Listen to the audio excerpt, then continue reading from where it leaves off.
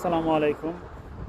ডেনমার্কের work permit নিয়ে অনেকেই অনেক আগ্রহ প্রকাশ করেছেন এবং আপনারা হয়তো ফেসবুকে ইতিমধ্যেই দেখেছেন যে আহ, কিছু বাংলাদেশি ভাই যারা ডেনমার্কে কাজ করতেছেন ওয়ার্ক পারমিটে, এবং এটা দেখে অনেক এজেন্সিগুলা তাদের মানে অপব্যবহার করতেছে, বলতেছে এই যে দেখো মানুষ চলে গেছে, তোমরাও চলে যেতে পারবা।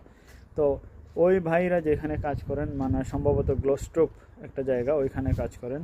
এবং আমি যতদূর জেনেছি, যেটা আর কি অথেন্টিক ইনফরমেশন, সেটা হলো যে ওনারা দুবাইতে কাজ করতেন একটা কোম্পানিতে, এবং সেই কোম্পানিতে ইঞ্জিনিয়ার যারা কাজ করতেন তারা এখন মানে ডেনমার্কে তাদের কোম্পানি চলে আসছে, এবং ওই ইঞ্জিনিয়ারদের থ্রুতে তারা এখানে আসছেন। তো কোনো এজেন্সি না, কোনো ধরনের দালাল না, তারা নিজে নিজেই চলে আসছেন এবং খুব অল্প খরচে চলে আসছেন।